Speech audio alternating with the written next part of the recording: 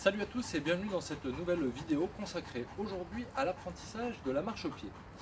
Alors, on va voir une méthode que nous utilisons et que nous appelons l'éducation positive. L'éducation positive, j'ai déjà abordé ce sujet dans une précédente vidéo où je parlais justement de ce type d'objet, cet outil de travail, qui peut être considéré comme un jouet étant donné que c'est un objet que je vais utiliser bien avec mon animal pour échanger et tisser un lien avec lui. Donc, l'apprentissage de la marche au pied, lorsqu'on voit des vidéos où le chien marche pendant 10, 20, 100 pas à côté de son maître en le fixant, ce qu'il faut savoir, c'est que c'est plusieurs modules mis bout à bout et qui au final donnent cette impression de fluidité. Mais avant d'arriver à ce résultat, donc d'une centaine de pas, eh bien on va apprendre à notre chien à marcher un pas, à faire un pas, puis 3, puis 5, et on va incrémenter ainsi de suite. À chaque fois qu'il aura réalisé avec succès ce module, eh bien on va le récompenser. Et on va le récompenser donc par le jeu. C'est ça que nous appelons, chez nous en tout cas, l'éducation positive. Ensuite, il faut toujours arrêter un exercice sur quelque chose de positif, jamais sur un échec. Par exemple, si vous travaillez, si vous commencez à apprendre la marche au pied, eh bien, s'il réussit avec succès 1, 3, 5, puis 10 pas, mais qu'au bout de 15 pas, c'est déjà la fin de la séance et vous vous rendez compte que c'est pas tout à fait acquis, vous revenez sur 10 pas, vous arrêtez sur un succès, donc vous le récompensez et vous terminez par du jeu. La séance d'éducation se décompose en 4 parties. La première, c'est 2 minutes de soulagement, donc pipi caca. Ensuite, vous allez enchaîner avec 2 minutes de jeu, puis à proprement parler votre séance de travail effectif, et vous allez terminer votre séance par 2 minutes de jeu. Donc on va voir tout de suite comment est-ce qu'on va pouvoir utiliser et avec une mise en situation réelle donc cet objet et l'apprentissage de la marche au pied. Jabba,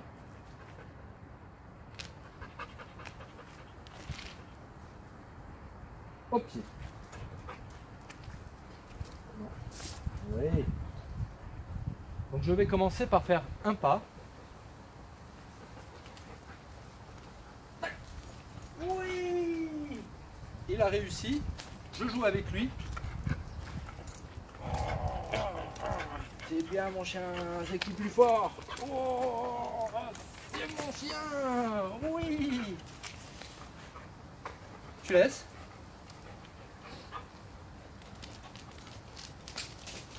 Ce qui est important aussi, c'est de laisser gagner votre animal. Il y en a qui vous diront non, faut pas le faire, tu vas perdre l'autorité sur mon chien. Il n'y a pas d'autorité. Là, il est content d'exécuter les ordres que je lui donne. Il n'y a pas d'autorité, il n'y a pas d'histoire de soumission, de dominance ou de je ne sais quel autre terme que l'on peut employer.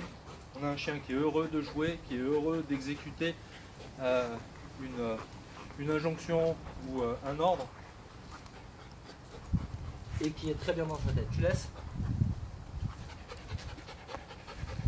Donc ce qui est important, c'est de laisser gagner votre animal quand vous jouez avec. Pourquoi est-ce que c'est important? Tout simplement parce que vous allez garder la motivation intacte. Donc là, quoi que je fasse, il ne me quitte pas des yeux. Vous voyez? Et il est omnibulé par son jouet. Si vous gagnez à chaque fois, votre chien, il va finir par se lasser. Il va se dire, mais à quoi bon jouer avec ce bipède s'il gagne à chaque fois? Vous aurez beau vous aurez beau essayer de jouer avec un morceau de barbac saignant, il va vous ignorer, il va dire attends, si c'est encore pour qu'il gagne, à quoi ça sert que je joue avec lui? Donc le laisser gagner de temps en temps, pas forcément à chaque fois, mais 2 fois sur 3 on va dire, même si vous récupérez l'objet tout de suite après, c'est important parce que comme ça vous allez entretenir cette motivation. Donc on va reprendre et maintenant on va voir comment incrémenter le nombre de pas.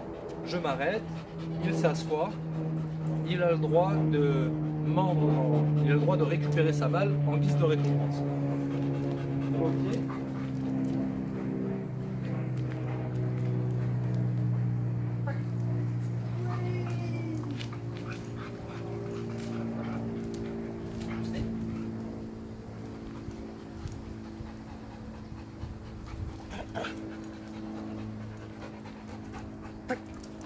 Oui, c'est bien mon chien. Poussez.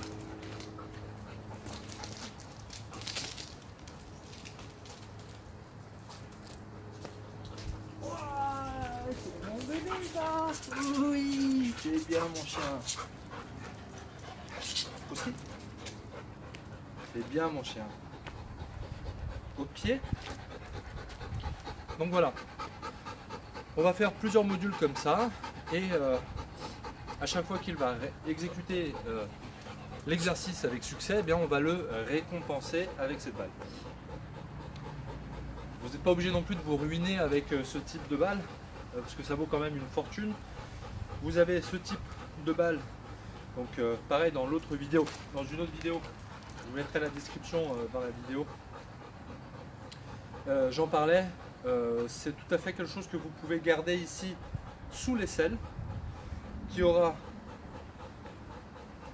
produira exactement le même effet, sauf que c'est un peu moins confortable, mais on l'a fait comme ça pendant des années avant que ce type de balle aimantée ne sorte, et on s'en sortait très bien. Là c'est uniquement une question de confort que j'utilise celle-ci. Donc on a ce type de balle. Donc, je vais vous montrer, ça fonctionne exactement de la même façon. Je la pose sous l'aisselle, vos pieds.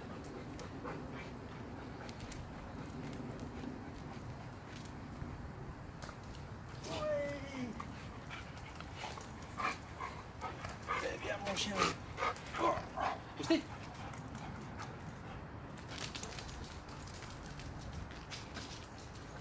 Voilà, donc ça fonctionne exactement de la même manière. Il suffit juste, là j'ai exagéré un peu le fait de lever le bras pour que vous compreniez comment on s'en sert, mais juste d'écarter légèrement le bras, permet de libérer la balle et de récompenser votre animal. Ensuite, les changements de direction, c'est le même principe.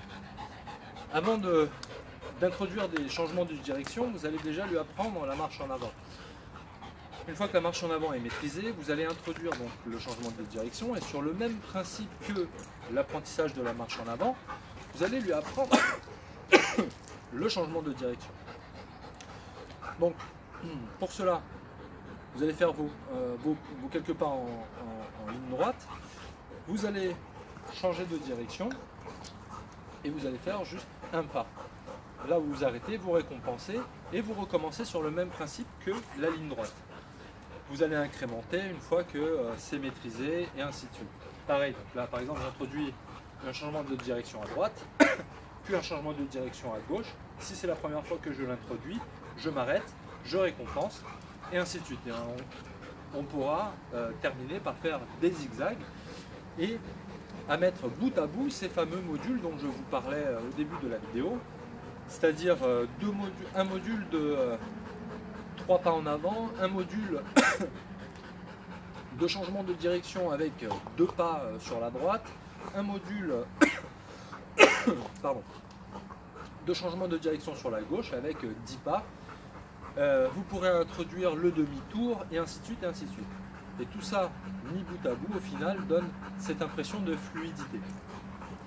Ça va? Tu donnes? Pas touché. Donc on va voir, pas touché. On va voir donc le changement de direction, pas bouger. Ok.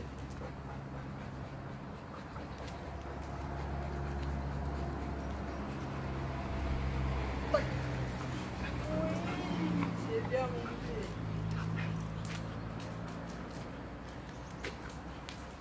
Hop.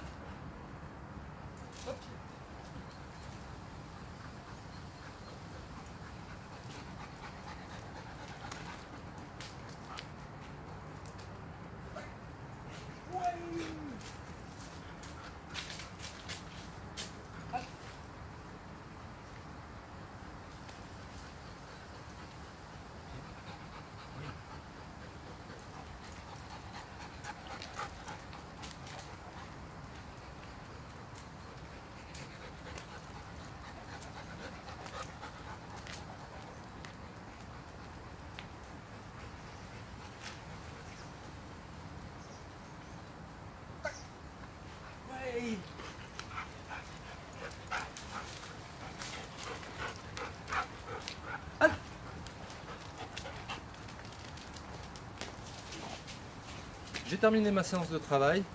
Je vais finir par 2 minutes de jeu. Tu laisses? Et les 2 minutes de jeu, c'est je vais lui lancer la balle, il va me la ramener, ainsi de suite et ainsi de suite. Et là, une fois que la séance est terminée, je range tout, mon gilet et ainsi de suite, et on rentre. Et ensuite, il aura le droit à ses jouets d'occupation une fois qu'il sera rentré. Tu laisses?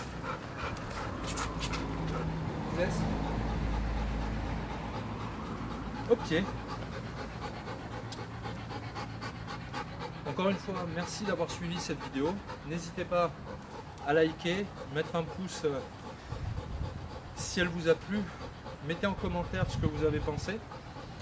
Comme toujours, partagez.